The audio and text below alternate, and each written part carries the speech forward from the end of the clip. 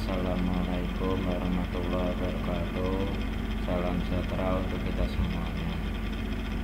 Selamat sore mahasiswa dan mahasiswi Universitas Telkom Semarang dalam mata kuliah Hukum Pajak. Nah, literatur hukum pajak itu apa saja yang perlu kita ketahui? Bahwasanya hukum pajak itu sangat penting dalam sebuah perpajakan. Ini diambil dari pengantar hukum pajak ya, dari Bapak Purwatmoko SH ya, penerbit anti ya. Terus ada dari Pengadilan Penyelesaian Jakarta, sama berdasarkan dasar hukum pajak pendapatannya dari Pak Rahmatio. Terus saya ngambil dari pengantar hukum pajak buku Asari dari Setia Negara SOM. Nah, kedudukan hukum pajak yang menurut Bapak Sajipto Raharjo ya. Jadi sistem hukum pajak nasional itu terdiri dari hukum privat dan hukum publik ya. Jadi hukum privat atau perdata terdiri dari hukum perkawinan, hukum waris, hukum perjanjian, hukum dagang, dan hukum perdata internasional. Hukum publik terdiri dari hukum pidana, hukum tata negara, hukum administrasi negara, hukum internasional, dan hukum lingkungan. Perlu kita ketahui. Nah, dalam ini subjek pajak, wajib pajak, dan penanggung jawab itu sangatlah berperan penting dalam perpajakan. Jadi subjek pajak adalah orang atau badan yang telah memenuhi syarat subjektif. Misalnya ada orang, badan, warisan, bentuk usaha tetap, yaitu dari subjek pajak. Nah, pengertian badan sebagai subjek pajak dalam hukum pajak berbeda ya dengan konsep badan hukum perdata. Jadi dalam hukum pajak pengertiannya dia meliputi PT, yayasan, koperasi, CV, firma, terus ada persekutuan orang ya, ada Maskapal, BUMD, BUMN, dan lain-lain.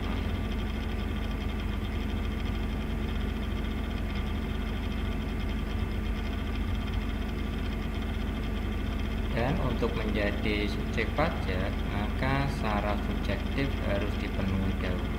Di syarat subjektif yaitu syarat yang melekat pada diri subjek ya, yang bersangkutan seperti lahir di Indonesia, berdomisili di Indonesia, berkedudukan atau didirikan di Indonesia, dan lain-lain.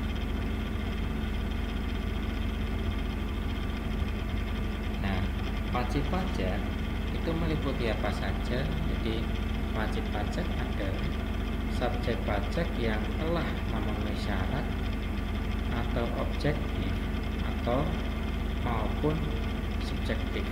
Ya, syarat objektif ya, itu adalah syarat yang berkaitan dengan sasaran pengenaan pajak. Contohnya, seseorang itu tinggal di Indonesia dan mempunyai penghasilannya tersebut memenuhi dan dikenakan sebagai pajak. Nah, pajak sendiri itu merupakan suatu penghasilan negara. Nah, pajak itu dipungut oleh wajib pajak. Makanya wajib pajak itu sebagai objek pajak ya, untuk kita dalam pengenaan pajak. Pajak sudah dilaksanakan sejak dulu-dulu ya, di sebelum kita, terus pajak sudah dilaksanakan. Nah, makanya ini sudah digencar ya untuk dalam taat kita melaksanakan pajak. Nah, untuk menurut tempatnya, di subjek pajak, wajib pajak dapat dibedakan menjadi subjek wajib pajak dalam negeri dan luar negeri. Nah, subjek pajak itu dalam negeri adalah subjek wajib pajak yang bertempat tinggal, kedudukannya berdomisili di dalam negeri.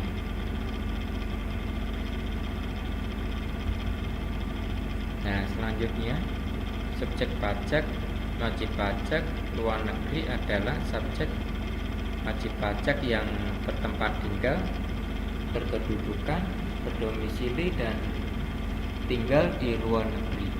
Itu adalah yang dia sebagai wajib pajak luar negeri ya.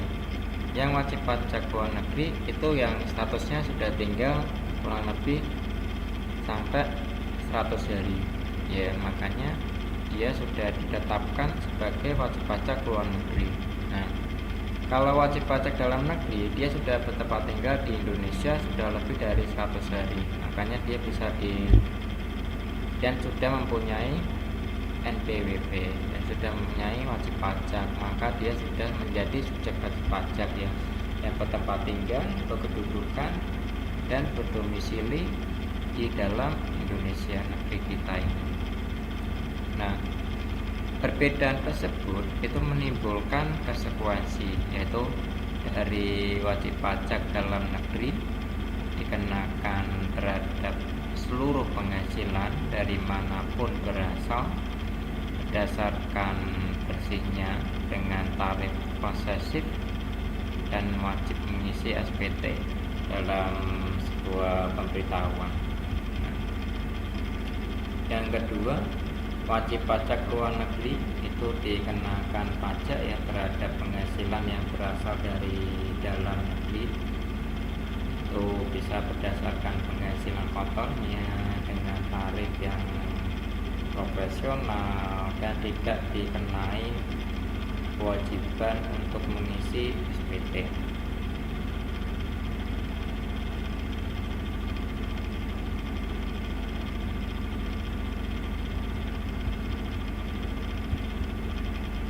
Selanjutnya penanggung jawab. Di sini penanggung jawab adalah orang yang pribadi atau badan yang bertanggung jawab atas pembayaran pajaknya, termasuk wakil yang menjalankan hak dan memenuhi kewajiban wajib pajak sesuai dengan peraturan perundang-undangan perpajakan, itu pasal 1 angka 28 Undang-Undang KUP. Itu sangat berperan penting dalam penanggung-jawaban pajak.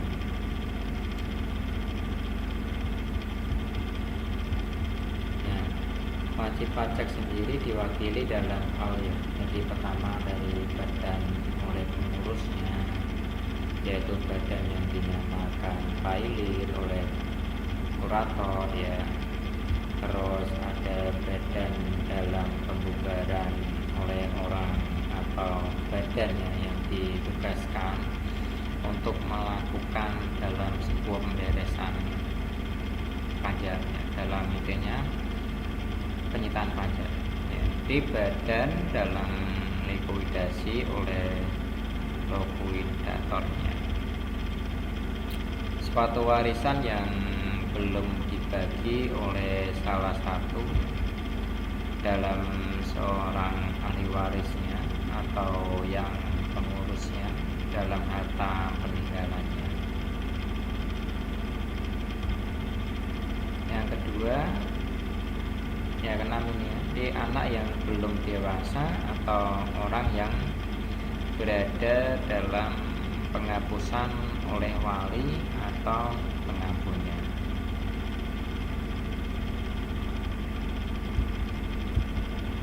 Nah, objek pajak yang perlu kita ketahui untuk mahasiswa dan mahasiswi.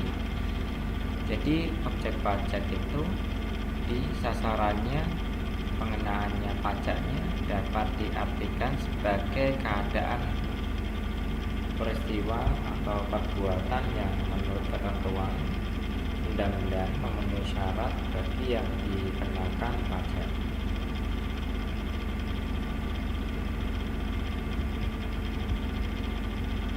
Nah, menurut keadaan saat ini dalam pajak, jadi pajak itu dapat dikenakan terhadap suatu keadaan tertentu yang menurut undang-undang memang harus dikenakan pajak yang sesuai dengan undang-undang yang berlaku dalam daftar pajakan. Contohnya ada pajak penghasilan. Jadi pajak ini dikenakan pada seseorang dalam keadaan memperoleh penghasilan dalam jumlah tertentu yang telah memenuhi syarat. Yang kedua ada PBB. Jadi pajak ini dikenakan pada seseorang di mana seseorang dalam keadaan memiliki dan bangunan yang telah memenuhi syarat. Terus ada PKB, dapat dikenakan pada seseorang dalam keadaan memiliki kendaraan bermotor. Terus selanjutnya, jadi apabila seseorang dalam keadaan tertentu itu memenuhi syarat yang ditentukan oleh undang-undang dapat dikenakan pajak, maka keadaan tersebut menjadi objek pajak.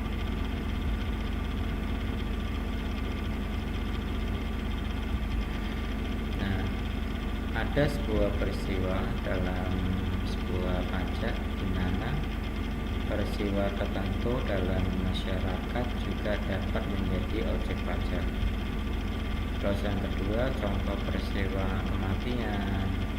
Dengan peristiwa ini akan terbuka adanya warisan, jadi pengalihan harta dari orang yang telah meninggal kepada ahli warisnya.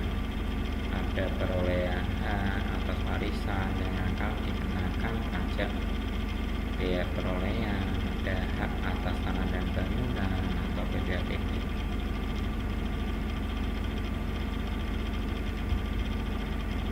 Selanjutnya, jika yang diwariskan adalah kendaraan bermotor, maka ahli warisnya dikenakan pajak berupa biaya balik nama kendaraan bermotor atau BPNKB.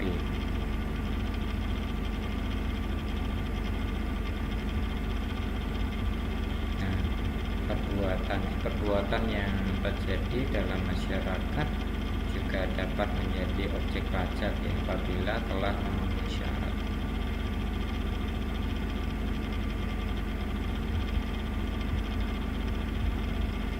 Yang kedua, dicontoh perbuatan utang piutang yang dituangkan dalam dokumen perjanjian. Terus ada perbuatan hukum dokumen perjanjian, jadi membuat nilai uang tertentu yang dikenakan pajak yang berupa biaya materai.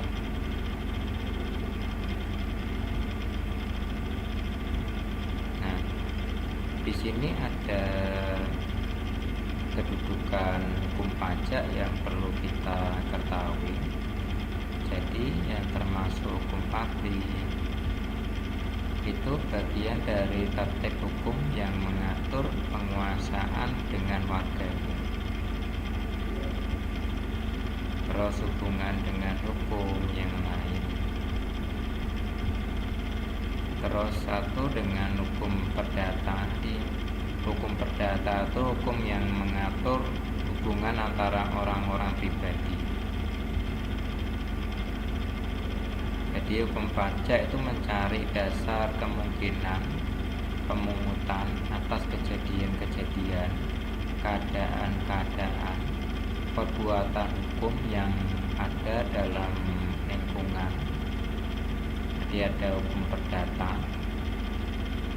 terus lingkungan hukum perdata yang berkaitan dengan hukum pajak, terus ada pendapatan kekayaan, perjanjian, ada pemindahan hak.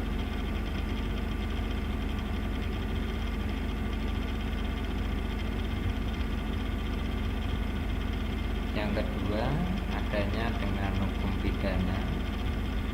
Jadi pelanggaran peraturan perpajakan, yaitu ada penghindaran pembayaran pajak, ada ganti rugi, sanksi dengan hukum internasional,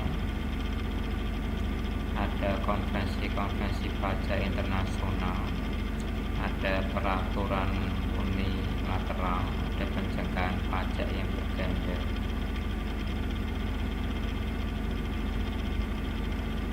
Terus berkaitan dengan masalah pajak impor, di pajak ekspor sama impor itu pengarah bentuk dalam hukum internasional.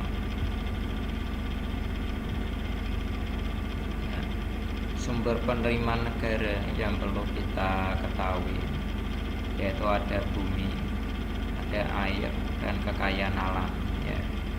Terus ada pajak-pajak, bea cukai, ada penerimaan negara yang bukan pajak, terus hasil-hasil dari perusahaan negara, ada sumber-sumber lain seperti pinjaman, hibah, dan percetakan uang.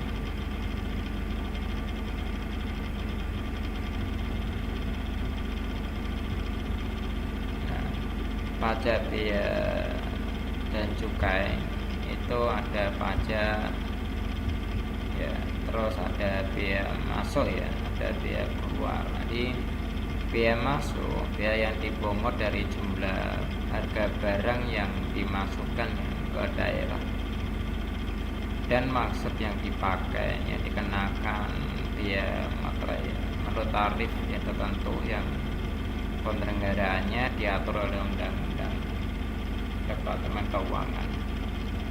Nah, bea keluar atau bea yang dipungut dari jumlah dari harga barang yang tertentu yang dikirim keluar Indonesia dan dihitung berdasarkan tarif tertentu. Nah, cukai itu pungutan yang dikenakan atas barang-barang tertentu berdasarkan tarif yang sudah ditetapkan untuk masing-masing jenis barang tertentu. Tidak penerimaan bukan pajak dan nomor 20 tahun 97 tentang penerimaan negara bukan pajak.